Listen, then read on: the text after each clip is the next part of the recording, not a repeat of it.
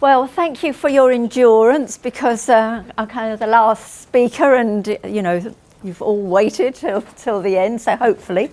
So I'm from Islington Council. Like the majority of you, I work in HR, so I kind of know what perspective you're coming from. Just a little bit about Islington Council and about our journey from grievance to resolution. So is anybody from Islington, a resident of Islington, born in Islington? Does anybody know where it is? Good. It's the best North London borough. It's a small London borough, geographically one of the smallest, 32 London boroughs including the city, and we're just north of the river.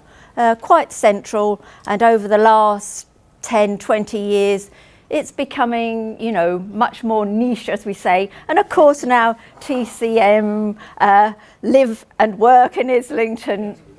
So picture of the council chamber, just so that you kind of know the kind of environment that I work in, except for the offices aren't as grand as that. They're just kind of hobbled together desks and what have you.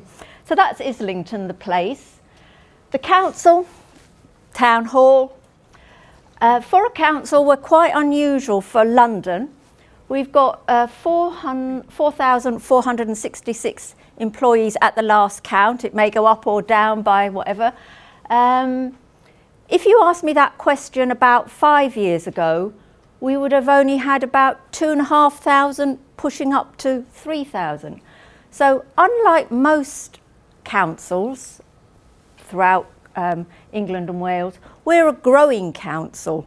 We're a growing council because all the services that we outsourced, we are now bringing back in. So when I joined Islington about 10 years ago, it was more niche. It was all office-based workers. You could communicate by email to everybody.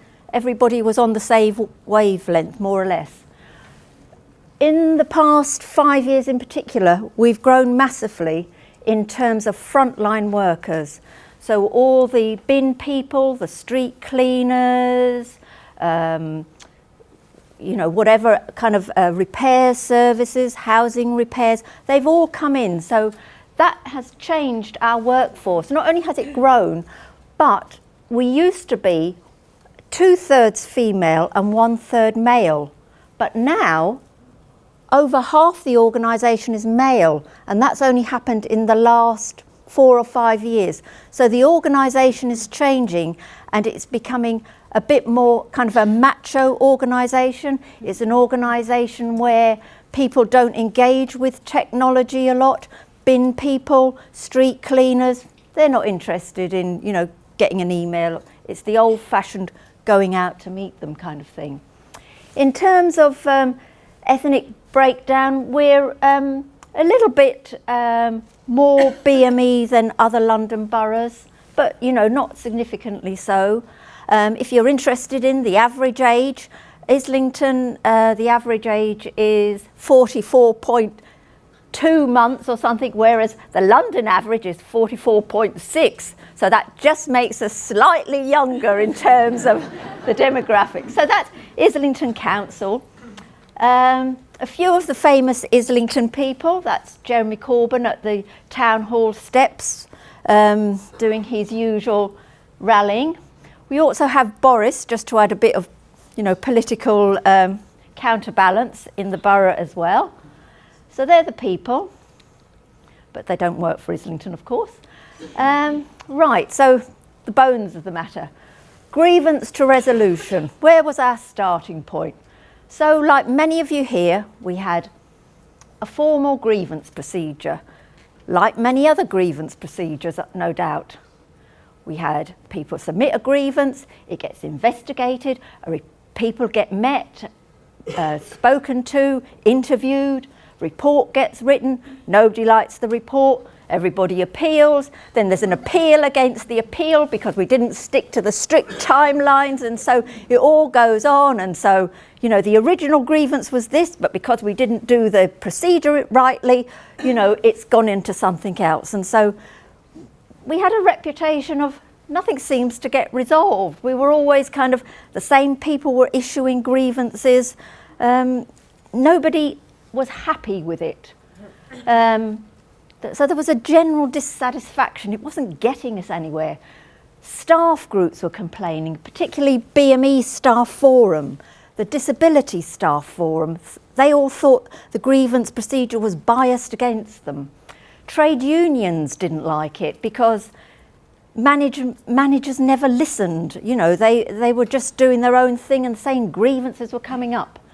Managers were complaining, saying, you know, this grievance procedure can't be right. You know, you in HR don't know what you're doing.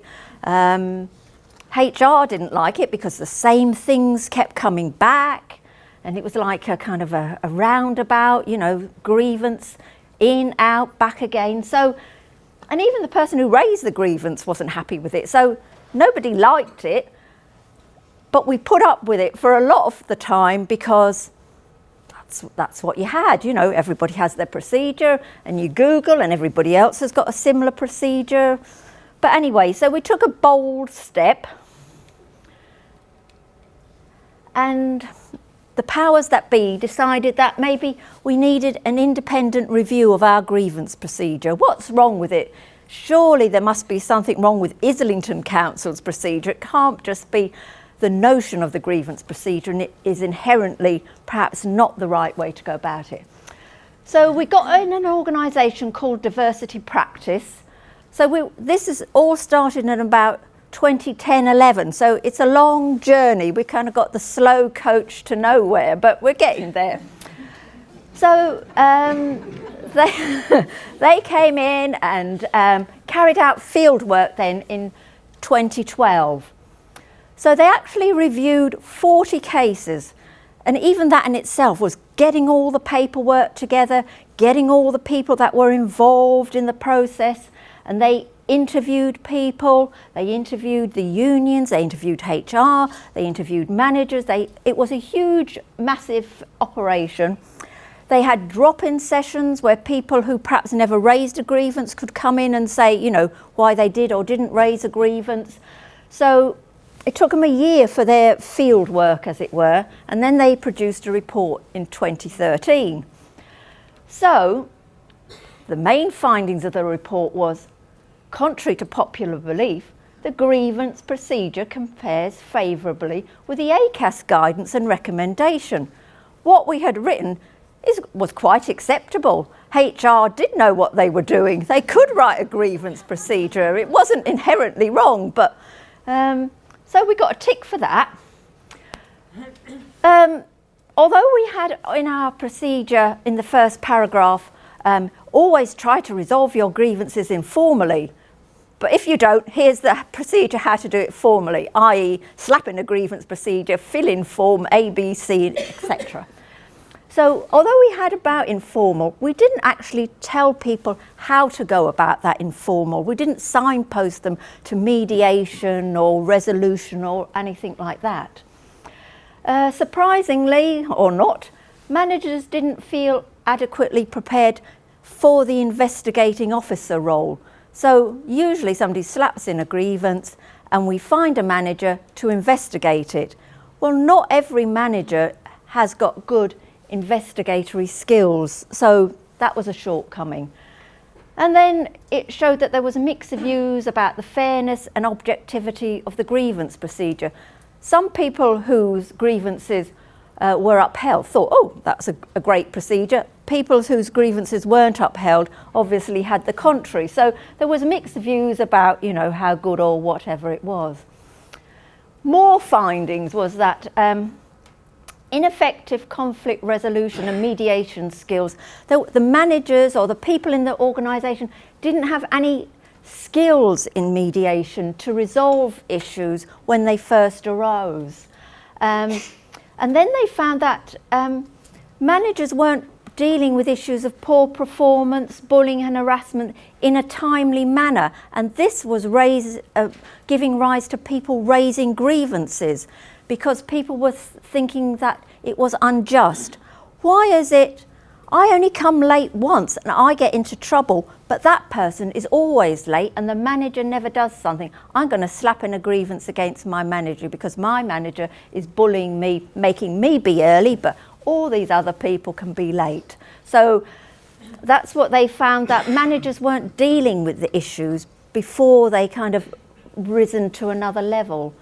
And then the converse of it was that when a grievance, went through its course, the council was perceived as condoning poor management because action wasn't taken against a manager where a grievance was upheld, that the manager perhaps had been out of order, but the employees never thought that the manager was sufficiently dealt with.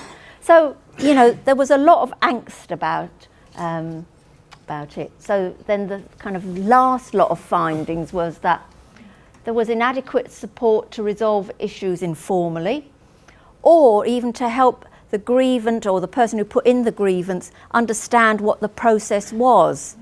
Because often people would say, if I knew what I had let myself into by submitting this form, I just wouldn't have bothered with it. It's too bureaucratic, too slanted against whatever, in management's favour or whatever. I'd never gone down this route. Some people saw HR and the trade unions as enablers to the grievance procedure, and other people found them as actually antagonistic and actually preventing the grievances from working well. And it was people that didn't understand perhaps the role of HR or the role of the trade union. So, HR and the trade unions didn't come out well in this report. And the key thing also, I thought, was it found that there was inadequate support and attention given to rebuild relationships after the grievance. So you had the grievance, you got the report, and that was it. There was kind of no follow-on, what was happening, was that manager bullying? Was that employee out of order? Was there any follow-up afterwards? It was just dead, and that's why then somebody then would raise another grievance, because they didn't really felt that the first grievance, the issues were really dealt with. So they were the main findings from the review. And an interesting conclusion was that grievance cases are more likely not to be upheld, which is probably not that surprising. But the other bit, what was surprising, was that BME grievance are as likely to have their case upheld as their white counterparts. So the initial thing that set this whole train in motion, as it were, was from the BME forum saying that BME staff members are faring badly in the grievance procedure. In fact, it turned out that, ethnicity didn't matter. BME and white people were both faring equally badly in the whole process. So that was a kind of an unusual finding. So as a consequence, it said we needed to update the grievance procedure. Although it fitted in with the ACAS, it wasn't working for us. We should perhaps look at something else. And it said, why don't we strengthen and emphasise the guidance on seeking informal resolution? Why don't we pilot something else, a different way of resolving the grievances? And why don't we kind of provide a service to help grievance decide whether to submit a grievance? It's to somebody to say to them, is that what you want to do? So they were some of their recommendations. So what did we decide to do? We decided bite the bullet and work with those recommendations. So we developed a new policy. We worked with TCM in training mediators and resolution managers, and I'll come on and explain what all that is about. And then we had a launch in January of this year at the town hall with a tea party, with the mayor and the chief executive, and then people that have been involved in setting up this new workplace resolution policy. And the funny thing about the tea party, I don't know if you heard about it, was that on the day of the tea party, Bowler, who was one of TCM's mediators and trainers who trained our mediators, he came to the tea party as well. But that afternoon of the tea party, a group of protesters stormed the town hall and had managed to rush up the stairs and hung their banners out, etc., protesting against a certain thing. And what they wanted was Jeremy Corbyn to come to the town hall so that he could tell David Cameron to stop bombing in Syria. So, but we felt really blessed that we had Bowler, because in case there was an international crisis, we could say, it's all right, we've got a mediator here. but in the event, the chief executive and the mayor managed to sort it out by saying, I don't think that really Jeremy Corbyn coming to the town hall at this particular minute will solve your problem. And so I think they eventually decided that they would have a petition and wrote their names down on a petition to be handed in. But yes, it was very... So that was the Tea Party day, a memorable day in the history of the town hall.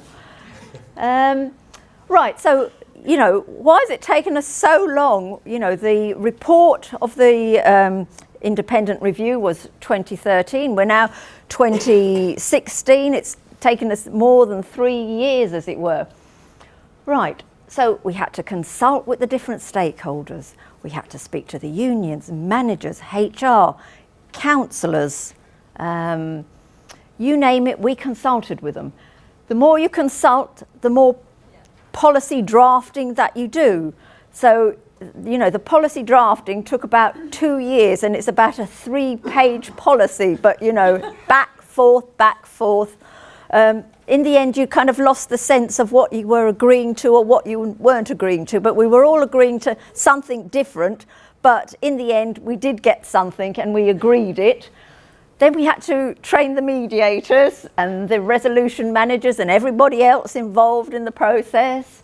Then we had to train the managers as well in the kind of the new policy. But also there was a bigger thing about not only communicating the policy, but the culture change and introducing a range of new courses. It wasn't just any good just changing the grievance to a resolution policy. So we introduced more things about managing conflict, more kind of coaching, mentoring things, conflict resolution, more kind of negotiation skills courses, more of the softer things to kind of back up this that's going forward, so that managers had more of a toolbox of things that they could, you know, pin their, you know, new skills, so that it would kind of fall in line with our new approach to trying to talk to people more, to resolve things and nip them in the bud.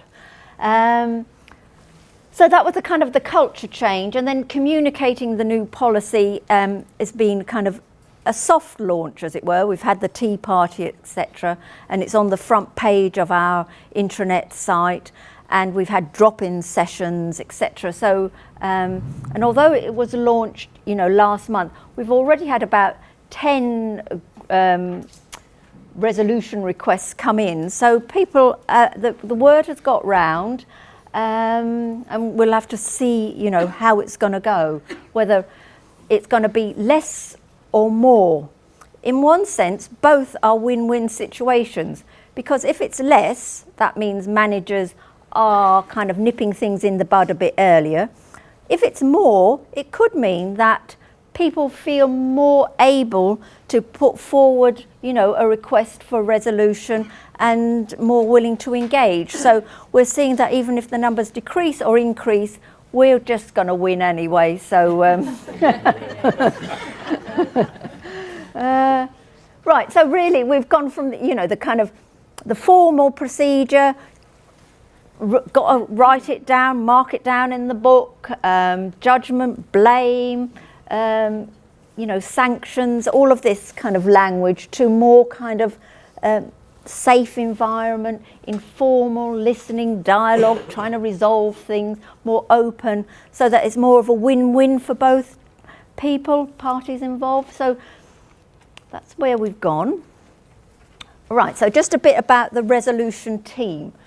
So the bottom one is the resolution coordinator. So the resolution coordinator is a person in HR who hasn't been involved in, who's not a business partner, who doesn't go out to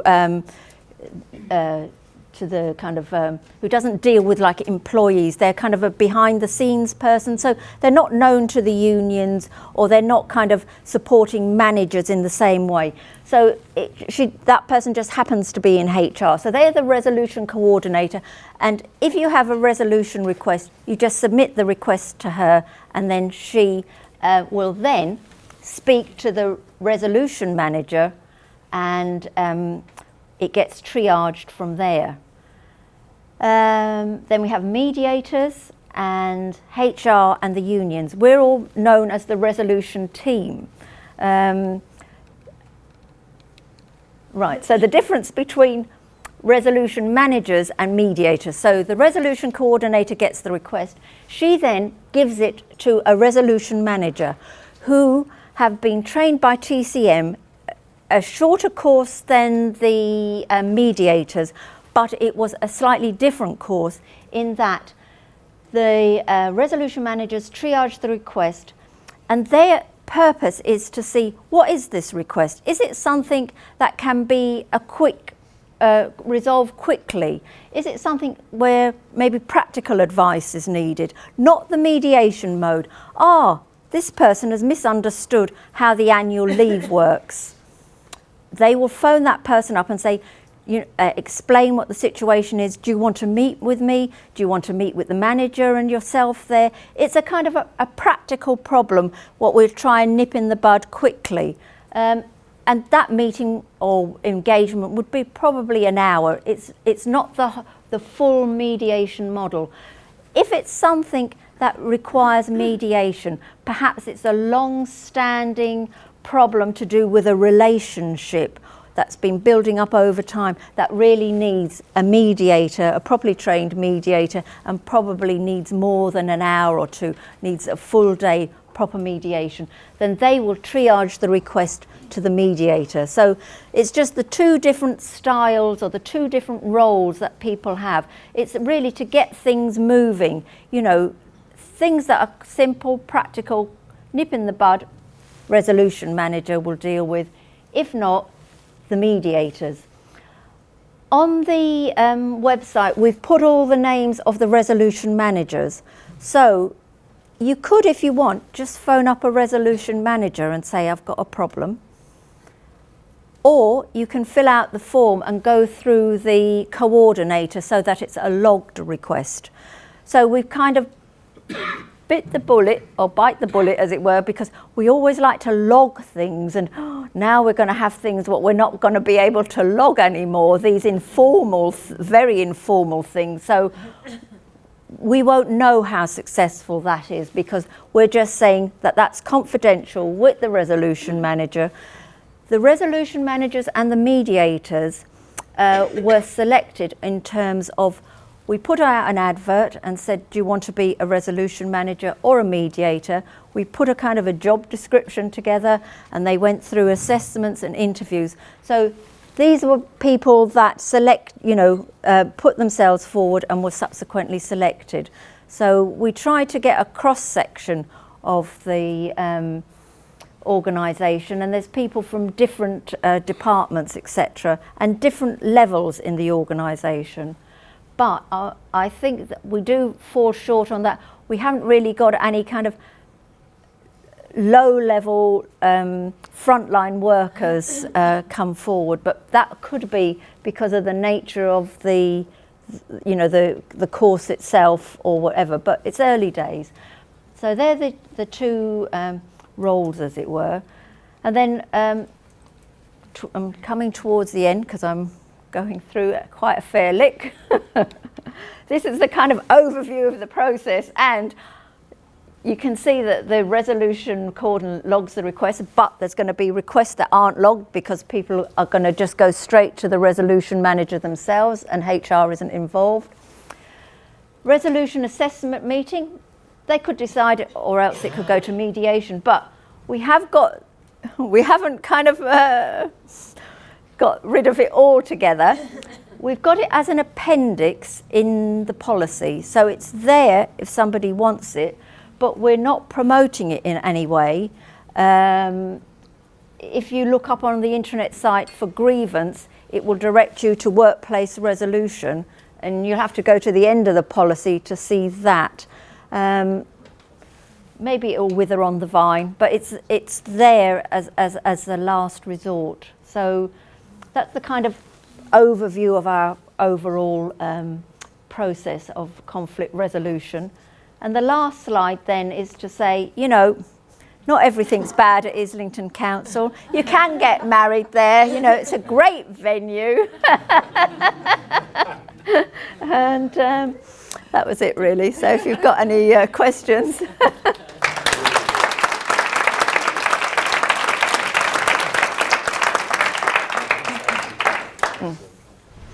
So any questions? Yeah, can I ask, why do you have the resolution manager and the mediator role? So the resolution manager is there. They haven't had the full training of the mediator, but their role is different. Their role is to see if it's like a practical problem, like somebody has misunderstood how the overtime calculation is worked, or something to do with, you know, why they may need to come in over the Christmas holidays or something. It's a kind of a practical problem that maybe somebody like a resolution manager, if they spoke to them, the person's manager on their behalf, maybe that will hold more weight or something. So it's not so much about interpersonal conflicts, that's more for the mediation. Yes, yes, it's to get rid of the quick things. Right, so some of our grievances. Somebody was complaining that they had a skin problem and they needed cotton overalls.